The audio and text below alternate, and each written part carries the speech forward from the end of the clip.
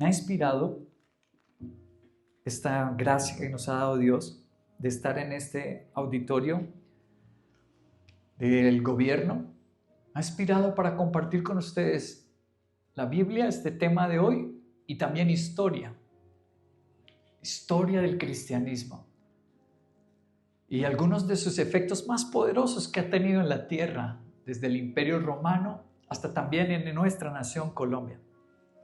Así que el título de la enseñanza que compartimos hoy es Todo es transformado por la luz.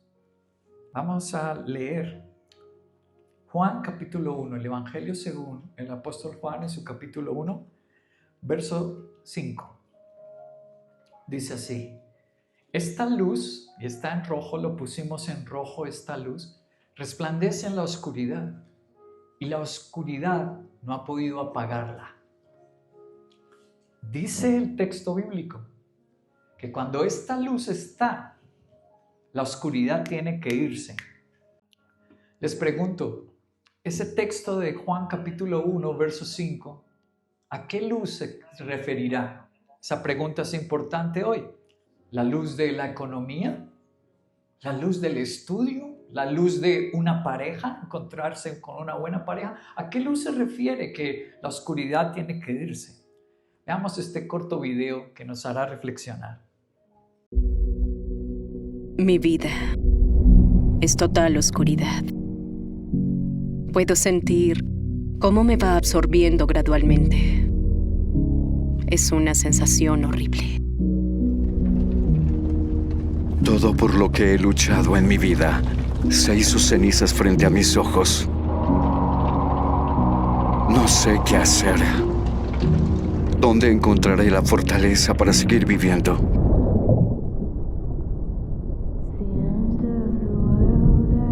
Todo a mi alrededor me ahoga. No puedo más. Necesito ayuda. En esas áreas y momentos en los que sentimos que no podemos más, Dios sana y restaura.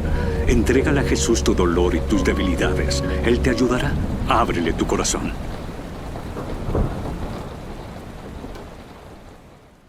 ¿Qué dicen ustedes? ¿Será que es verdad eso que estamos viendo? Que en los momentos más desesperados, en el tiempo más oscuro de nuestra vida, todo lo que necesitamos es la luz de Jesús.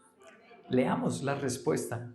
Ahí mismo, capítulo 1 del Evangelio de Juan, pero versículo 1 y versículo 4.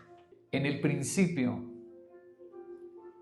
ya existía el verbo, ya existía la palabra de Dios, y el verbo estaba con Dios, y el verbo era Dios. Versículo 4.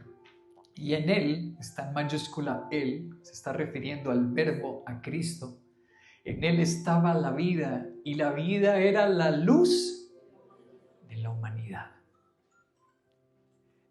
Cuando existió el planeta Tierra, el hombre y la mujer vivían desnudos, no se avergonzaban, no habían deseos de adulterar, de mentirse ni de pelear. ¿Por qué? Juan capítulo 1 dice, porque la humanidad estaba llena de la luz, y la luz es Jesús. Por eso. Ahora el capítulo 8 del Evangelio de Juan, versículo 12 dice, una vez más Jesús se dirigió a la gente y dijo, yo soy la luz del mundo. El que me sigue no andará en oscuridad, sino que tendrá la luz de la vida. El capítulo 1 y ahora el capítulo 8 es mucho más explicativo. Jesús, de una manera directa y franca, dijo, la luz que acaba con la oscuridad soy yo. ¡Wow! Jesús es la luz del mundo. Este principio es tan importante que otra vez se repite, capítulo 12, verso 46. Yo soy la luz que ha venido al mundo, dijo Jesús, para que todo el que cree en mí no viva en oscuridad. ¿Hay algún tipo de oscuridad en este momento molestándote? ¿Atormentándote en tu casa, en tu vida, en nuestra sociedad? Pues mira lo que dice el creador del universo. Que lo que necesitamos para que esa oscuridad se vaya es la luz de Jesús. La siguiente pregunta: ¿tenemos evidencias de esta salvación y de esta transformación por esta luz? ¿Hay evidencias históricas? Voy a ir a Hechos de los Apóstoles capítulo 9, versículo 1. Mientras tanto, Saulo, respirando amenazas de muerte contra los discípulos, por eso se presentó al sumo sacerdote. En aquel tiempo había un fanatismo religioso impresionante, y el que no era de su religión lo mataban. Versículo 3. En el viaje sucedió que al acercarse a Damasco, una luz del cielo relampagueó de repente a su alrededor. Él cayó al suelo, oyó una voz que le decía: Saulo, Saulo, ¿por qué me persigues? ¿Quién eres, Señor?, preguntó. Yo soy. Eso. Esa luz ¿era quién? Jesús, a quien tú persigues, contestó la voz. Y Pablo se convirtió. Bueno, primero el Señor trató con él y lo dejó ciego unos días.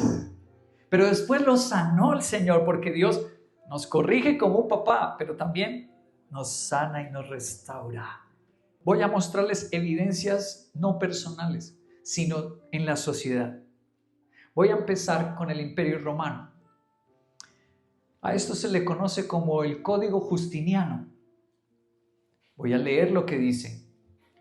Fue preparado por una comisión de juristas precedida por Triboniano, promulgada el 7 de abril del año 529 después de Cristo por el emperador Justiniano.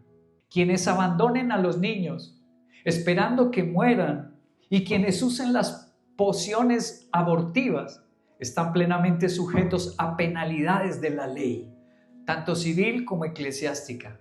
Serán condenados por asesinato. Si ocurriera algún abandono, quien haya al niño debe ver que sea bautizado ese niño y sea tratado con cuidado y compasión.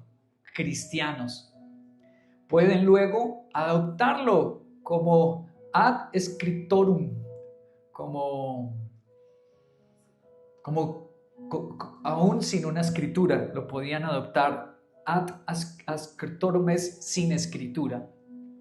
Así como nosotros mismos hemos sido adoptados por el reino de la gracia. ¿Por qué es importante leer el Código Justiniano y esas palabras? Antes de eso, antes de que un emperador se convirtiera a Cristo como fue Justiniano, por eso le dijeron así el emperador justo, Justiniano, porque se convirtió a Cristo. Antes de eso, cualquier familia podía dejar sus hijos en la calle. Era ley de Roma. Nadie los castigaba. Si tú considerabas, no me gusta ese niño, o si nacía niña, las mujeres era peor. Las dejaban en el bosque para que las fieras se las comieran. Eran alimento de las fieras. Era una sociedad machista. Voy a mostrarles otro libro interesante. Este se llama The Social Conscience of the Evangelical. La conciencia social del Evangelio. Este librito fue encargado por la asociación Billy Graham de los Estados Unidos. Hicieron una investigación exhaustiva sobre el efecto en la sociedad que tiene el cristianismo. Y les voy a leer una porción. Dice: estos cambios determinantes pueden atribuirse a la influencia del cristianismo. ¡Wow! Los cambios en la sociedad, miren, eso lo dice. Se eliminaron los deportes crueles en Roma. ¿Recuerdan que antes mataban los gladiadores? Eso se acabó con el cristianismo. Se promulgaron nuevas legislaciones para proteger a los esclavos. Bueno, la esclavitud se acabó con el cristianismo. Al preso, al mulato, a las mujeres desechadas. A los niños se les concedió importantes derechos legales. Ya no los podían abortar ni botar al bosque, a la calle. Se abolió el abandono de niños. La mujer fue elevada de una condición degradante a la protección legal. Fueron creados orfanatos. Antes del cristianismo no habían orfanatos. Hospitales para el cuidado de los niños, de los huérfanos. Los feudos personales y las guerras privadas fueron puestas bajo restricción. Se dejó de marcar a los esclavos porque antes les ponían hierro caliente como si fueran ganado. Eso lo acabó el cristianismo. Por traer un ejemplo, pensé en traerles este de la India. Este libro, que lo pueden ver en las pantallas, fue escrito por Vishal Mangalwadi. Este cristiano convertido del hinduismo es considerado el intelectual cristiano más importante de la India en este momento, Vishal Mangalwadi. Este es su libro que se llama así, El libro que dio forma al mundo. Les voy a contar un efecto del cristianismo en la India, solo uno por tiempo. Voy a ir a la página 329.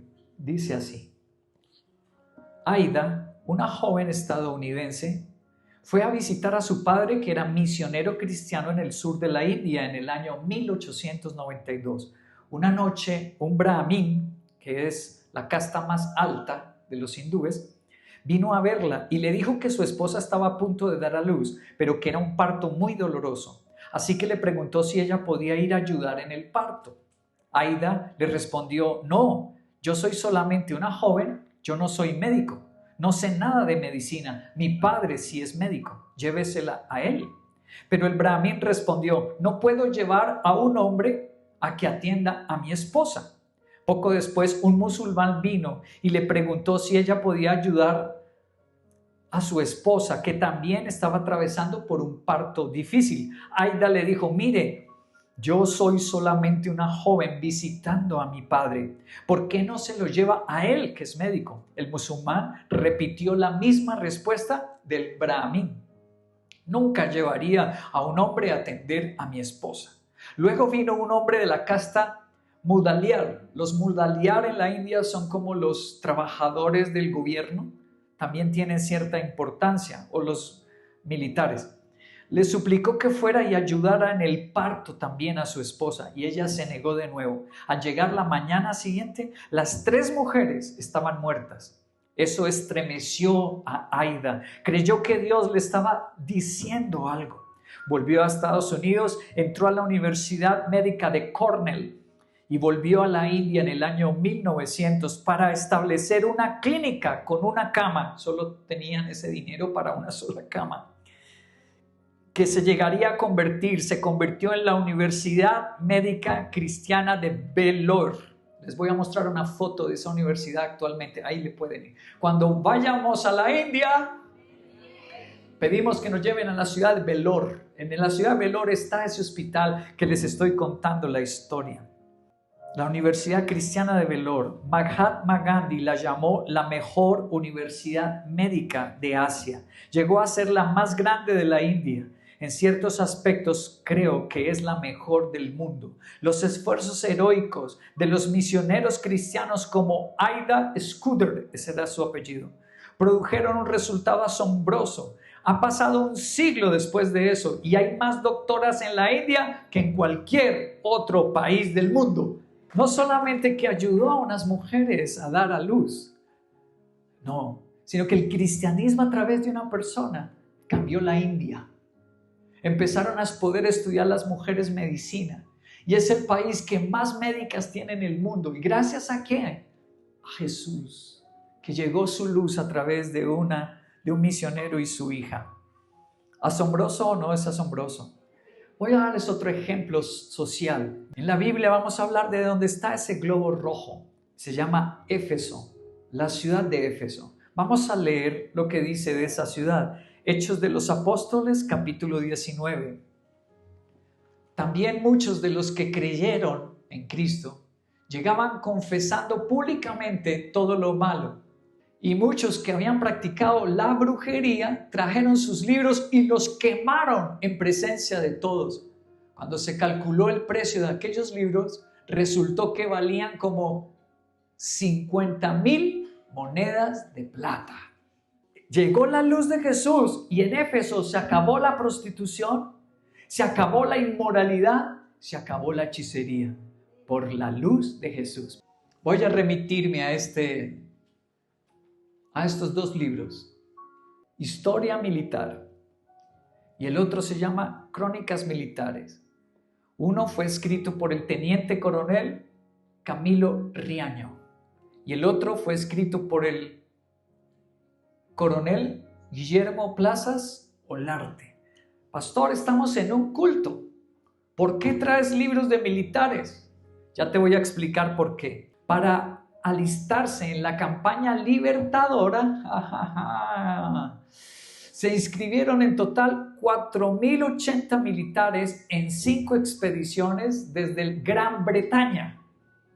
Algunas de las expediciones fracasaron. Una naufragó en las mismas costas británicas en el mar, se hundieron los barcos. Y muchos de los voluntarios murieron de enfermedades propias de las zonas tropicales. La mayoría de los restantes quedó en los llanos orientales. Solamente unos 160 a 200 hombres. Quedaron solo 200 bajo el mando del coronel Jaime Rooke y del coronel James Fraser.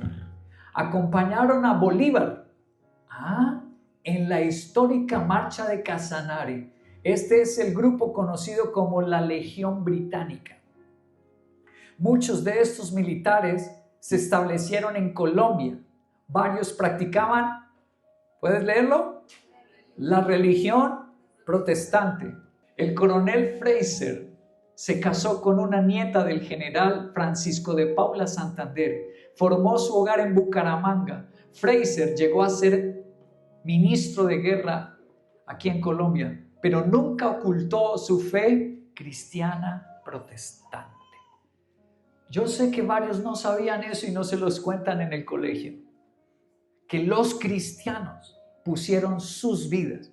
Los cristianos ingleses, escoceses, pusieron su vida por la libertad de nuestro país. Por ser cristianos se vinieron a pelear al lado de Bolívar. Ahora vemos el aporte del cristianismo a la educación de Colombia. Es el museo de la Universidad Pedagógica. Reposa este manual. Se llama Manual de Enseñanza Mutua. ¿Quién lo escribió? José María Triana. Ahí tenemos ese hombre, la fecha en que él murió, y lo escribió en el 1845. ¿Qué dice allí? Les voy a mostrar lo que dice. El libertador Simón Bolívar conoció a Joseph Lancaster en 1810 en Londres. Los métodos de enseñanza de Lancaster impresionaron favorablemente a Bolívar, quien lo invitaría años después a la Nueva Granada, así se llamó aquí, recuerdan estos países liberados por Bolívar, para la fundación de colegios. Lancaster usaba la Biblia como cartilla y libro de texto. Sus convicciones cristianas protestantes lo impulsaban a difundir la palabra de Dios como un medio para combatir la ignorancia. En 1822 llegó a Bogotá el profesor francés Pedro Cometant para establecer el método lancasteriano, quien rápidamente inició el entrenamiento del sistema de monitores, elegir a uno piloso, a uno adelantado que le ayude a los demás. Estableció la primera escuela normal. ¿Han oído eso de la normal? Estudié en la normal. Mira quién lo trajo, un cristiano. La normal. Rápidamente este sistema fundando escuelas se difundió el entrenamiento en todo el territorio nacional. Entre los años 1822 y 1835 se habían fundado, ¿cuántos dice ahí? 58 escuelas normales, principalmente en los departamentos de Cundinamarca, Boyacá y en las ciudades de Popayán, Tocaima y Guaduas, donde se establecieron varias familias de la Legión Británica. Un aporte más en Colombia del cristianismo, y voy a echar mano de este libro, hablarles de San Andrés. En San Andrés está la primera iglesia no católica, la primera iglesia cristiana protestante fundada en nuestro país está en San Andrés Islas. Y quien la fundó fue ese hombre, se llama Philip Beckman Livingstone, 1834. Este libro se llama Historia del Cristianismo Evangélico en Colombia. Es la página 14 y 15. Está citando a Carlos Jiménez, el historiador de Geografía de Colombia, se llama su libro. Les voy a leer lo que dice. Ninguna unidad etnográfica es más perfecta en su organización social que los isleños, los de San Andrés. Pueblo dedicado a la explotación del coco, la naranja y otros productos como también la pesca. se distingue por sus sanas costumbres, ni robos, ni hurtos, ni delitos de sangre, no hay asesinatos. Los que resultan son fácilmente localizables los delitos, pues con seguridad los responsables son personas del interior de Colombia. Podría decirse que el núcleo humano más civilizado, honesto, moral y sencillo que hay en el país son los de San Andrés. Podríamos agregar que si todo el país fuera como los isleños, Colombia podría exhibirse ante el mundo como una nación verdaderamente culta y cristiana. Qué distinto aquello a la manera como viven los demás colombianos, el resto de la República, donde el fanatismo religioso corre parejas con las más repugnantes manifestaciones de miseria.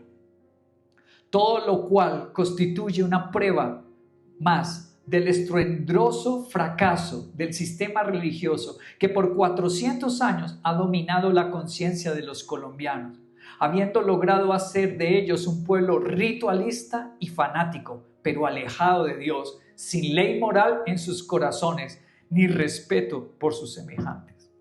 ¡Wow!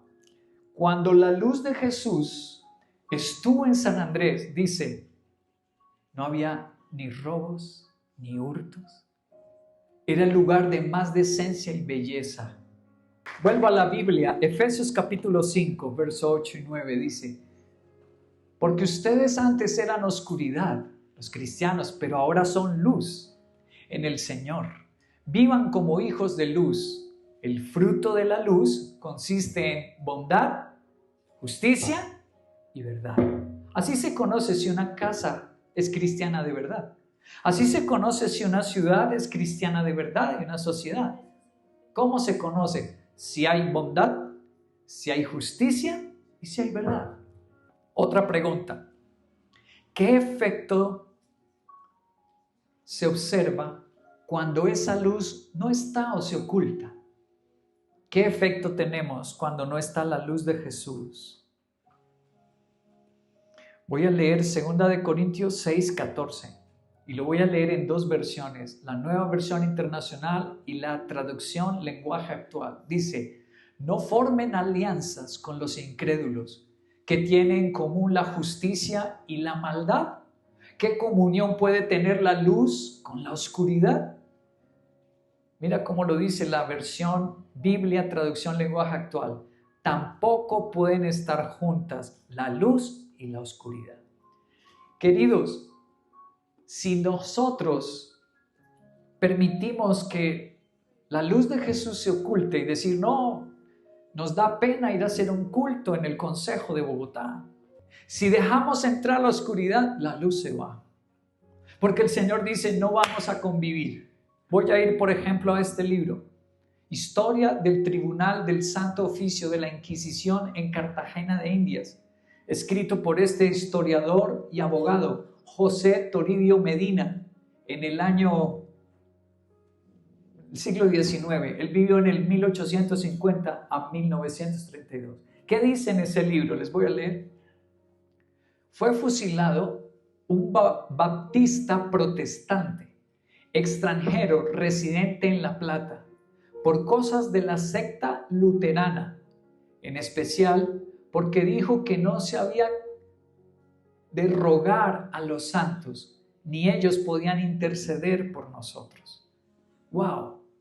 Por este hombre, era un suizo, venir y decirle a los colombianos, mira lo que dice 2 Timoteo 2:5, hay un solo Dios y un solo intermediario entre Dios y nosotros, Jesucristo. No hay más ni santos, nadie puede interceder ante Dios por nosotros sino solo Jesucristo. Y lo fusilaron. Cuando no está la luz de Jesús, vas a fusilarte con el cónyuge, los hijos con los padres. Empieza a haber peleas, problemas. Otra evidencia cuando no está la luz de Jesús. Este otro librito que se llama La Iglesia Evangélica en Colombia fue escrito por una mujer inglesa, doctora de la Universidad Javeriana en Historia. Ella se nacionalizó colombiana, se enamoró de nuestro país y se quedó en nuestro país. Una misionera cristiana. Se hizo doctora en Historia en la Universidad Javeriana y sacó este librito, La Iglesia Evangélica en Colombia. Ella cita a este historiador en el libro, a José María Grut, un colombiano, tiene apellido inglés, pero él es colombiano. Vivió en el 1800 a 1878, historiador, periodista y educador. ¿Qué dice en el librito? Página 27. Dice así: fue denunciado como protestante, remitido al Tribunal de la Inquisición en Cartagena. Fue condenado por su fe cristiana, encarcelado el 3 de julio de 1619. El inquisidor Mayosca escribió: por espacio de 2 años, nunca se quiso reducir, lo encarcelaron por 2 años, siempre estuvo pertinaz defendiendo sus errores, ellos llaman errores a hablar de la Biblia, en cuya defensa murió al fuego, con tanta pervicacia que admiró a todos su ceguedad, pues sin estar atado, nadie lo amarró, no se dejó amarrar, de su propia voluntad se sentó sobre los haces de leña y se estuvo inmóvil, sin menear pie de donde los puso. Era un hombre de 32 años, bien agestado, medianamente latino, y hablaba claro el español, compuesto en su hablar. ¡Wow! ¿Qué pasa cuando la luz de Jesucristo, nuestro Señor, no está? Entra la violencia, entra este odio tenaz, hasta fanatismo. Así que nos urge hoy tomar una decisión. Señor, que tu luz esté en nosotros. ¿Qué dice el apóstol Santiago capítulo 1, versículo 17?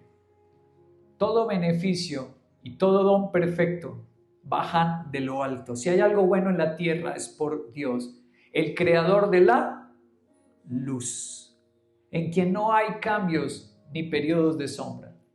La Biblia dice que por la luz es que vienen todas las cosas buenas y perfectas. La última pregunta que nos vamos a hacer en esta mañana es: ¿cómo impactará esa luz si soy una pequeña lámpara? Algunos pueden decir: yo no soy de la Legión Británica, yo soy un colombiano más. ¿Cómo puedo impactar? Yo no soy un misionero a la India, no estudié en la Universidad de Cornell medicina. ¿Cómo puedo yo impactar si soy una pequeña lámpara? Con la luz de Jesús. Voy a responder con la Biblia. Mateo capítulo 5, verso 14 al 16 dice, son palabras de Cristo nuestro Señor. Ustedes son la luz del mundo. Una ciudad en lo alto de una montaña no puede esconderse. Tampoco se enciende una lámpara para cubrirla con una vasija. Por el contrario, se pone en el candelero para que alumbre a todos los que están en la casa. Hagan brillar su luz delante de todos, para que ellos puedan ver las buenas obras de ustedes y alaben a su Padre que está en los cielos. 2 comparaciones de la luz nos puso Jesús. La primera, una ciudad, está en rojo. Pero la segunda, lámpara. No importa si la luz es grandísima como los misioneros extranjeros o formados en las mejores universidades. El Señor dice, así tú seas una lamparita. Aunque seas una lamparita, pero con la luz de Jesús tú puedes impactar. Voy a ponerles un ejemplo. Este librito, cuando empecé a pastorear, fue uno de los libros que compré. En el año 2000 me lo leí, ya hace años. Escrito por ese teólogo y pastor bautista de la Iglesia Cristiana Bautista en Estados Unidos que se llama Silas Buck, en el condado de Orange, en San Francisco. Una de las iglesias más grandes de ese país, se llama Silas Buck. En este librito les voy a hacer el comentario que me encantó lo que él hizo sobre la luz. Para los que tienen el libro voy a leer la página 95. Dice así: una luz, aunque sea pequeña, tiene tremendo poder cuando se concentra en determinada dirección. La luz difusa no tiene ningún poder. Por ejemplo, al concentrar el poder del sol, la luz del sol, a través de un lente, una lupa, se puede lograr que una hoja se encienda en fuego. Pero no se puede encender una hoja si esa luz solar no se concentra. Cuando una luz se concentra a un nivel mayor, como el caso del rayo láser, hasta puede cortar un bloque de acero. Como la ciudad mencionada en Eclesiastés capítulo 9, versos 14 y 15. Un gran rey viene contra ella y un pequeño hombre que nadie se acuerda de él puede librar esa ciudad porque tiene la luz de la sabiduría de Dios. Lindo como lo dice ese teólogo. Si se concentra la luz, ¿qué tan concentrados estamos nosotros en orar para que esa luz impacte en nuestra familia, nuestra universidad, colegio, nuestro lugar de trabajo? En el librito, el último libro que escribí, que se llama El Impensable Dios, en la parte de los agradecimientos, mencioné en ese libro a un misionero luterano, su padre noruego y su mamá sueca. Vinieron aquí a Colombia cuando él tenía 8 añitos a predicar a Colombia. Su nombre ya se los voy a mostrar porque lo han entrevistado en RCN, en Caracol, ha salido en el diario El Tiempo, El Espectador. Voy a presentarles a este misionero luterano. Martin Stendhal lleva 30 años buscando la paz en los corazones de las FARC, el ejército y los paramilitares por igual.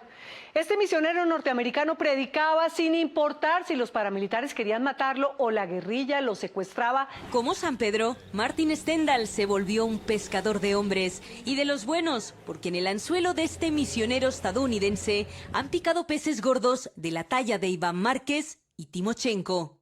Es probablemente la persona que mejor conoce a la guerrilla.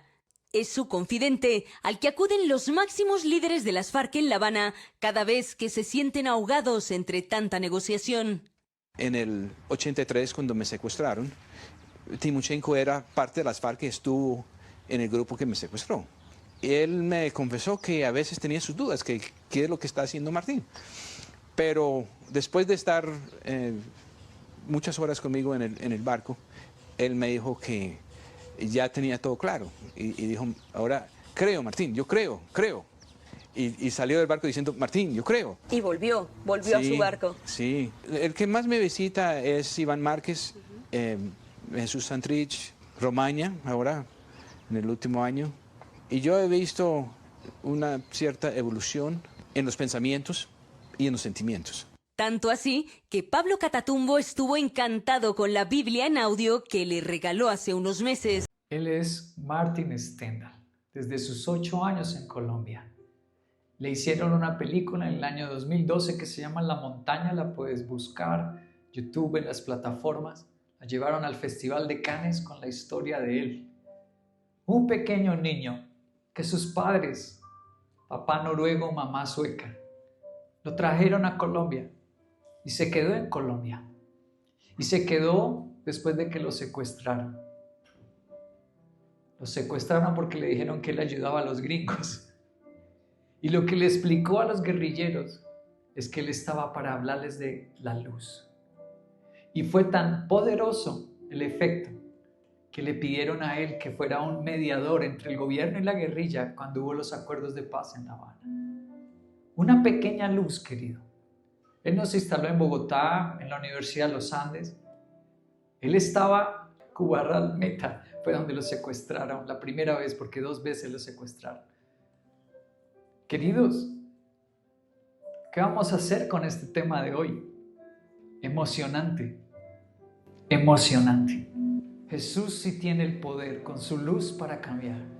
¿Qué necesita? Que seamos valientes. Que seamos valientes y nos atrevamos a esto.